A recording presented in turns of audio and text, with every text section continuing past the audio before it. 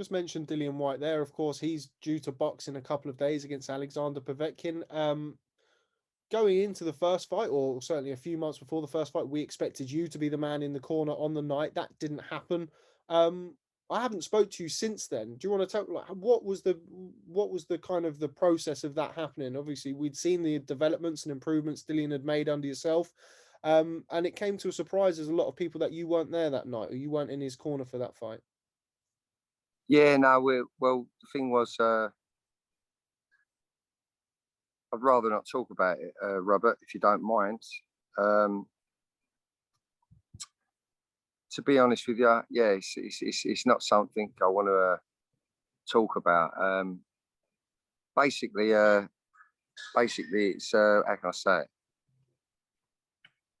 We went to Portugal to train. I was out there.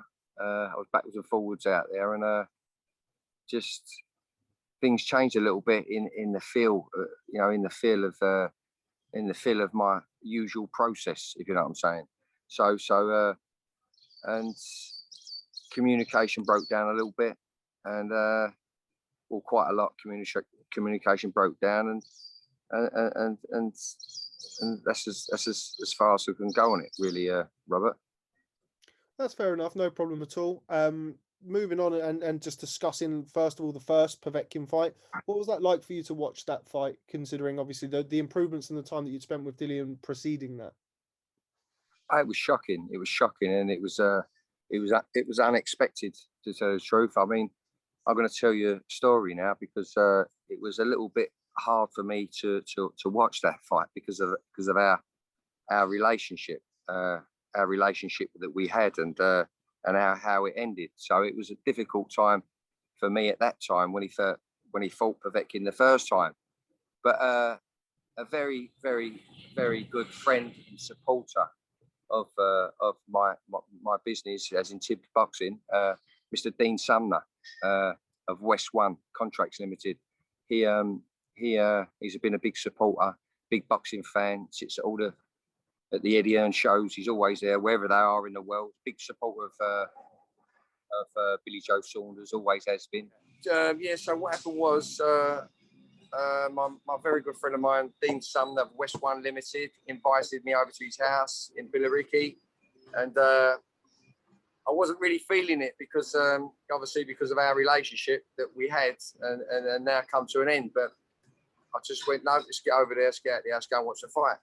So I went over to Dean's, and sitting there watching the fight, and watching it. Obviously, Dillian well in front, boxing well, boxing okay, boxing well. And then I says, listen, I've got to use the loo, excuse me. And I run to the loo during a round, during a round, rounds break, minute break, goes in there. When I comes out, I forgets about the live pulse, don't I? I forgets about the live pulse. So, but as I come into the room, I can feel the energy of the families, my family and my friend's family. So, but I felt something was a bit different. So I went, press play. So I sat there, watched it, bang, it happened. So I was shocked, very, very shocking, like we all was. But going into the, excuse me, Jodie, would you mind just to let that take? Yeah. Thank you very much. Thank you. Going into the second fight, I feel he'd learned his lesson. His lesson would be soften up the target a little bit more. It's all right.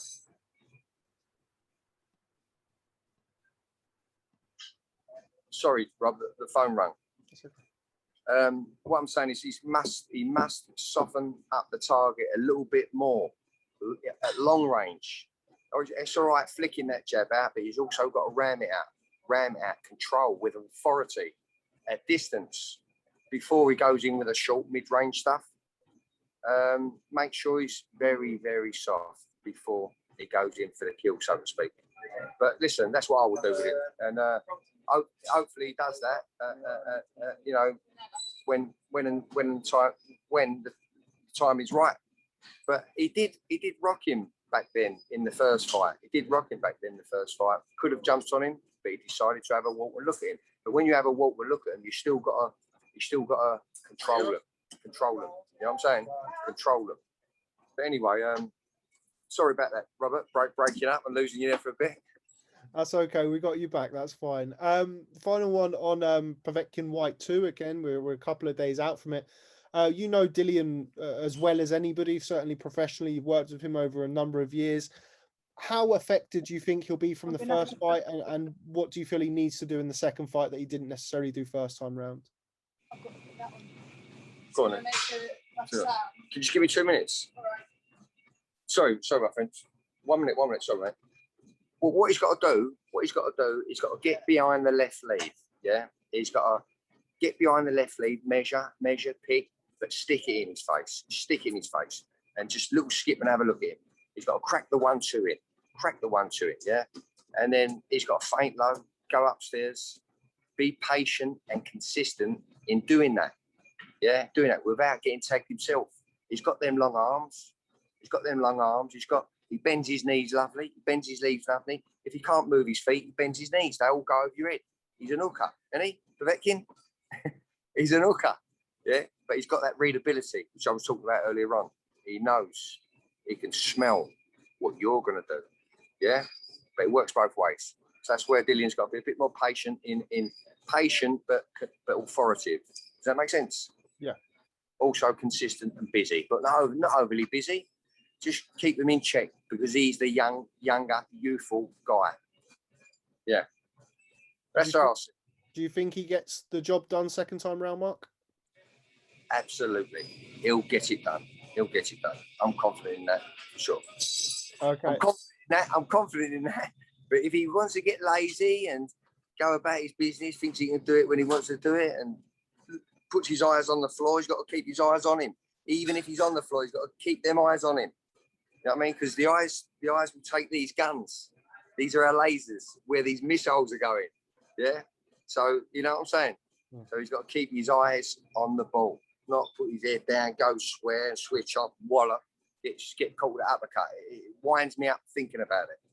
But anyway, it's none of my business. Okay, Mark. Well, I do appreciate your time. Thanks very much speaking to Boxing Social. Been a while since I spoke to you. Hopefully we can catch up with you sometime soon. I think I'll be there in Dallas, so I look forward to seeing you then. Always a pleasure. Thanks very much, Mark. Thanks, Robert. All the best. Take care. God bless you, too. See you soon. Take care. Bye-bye. Take care. Bye-bye.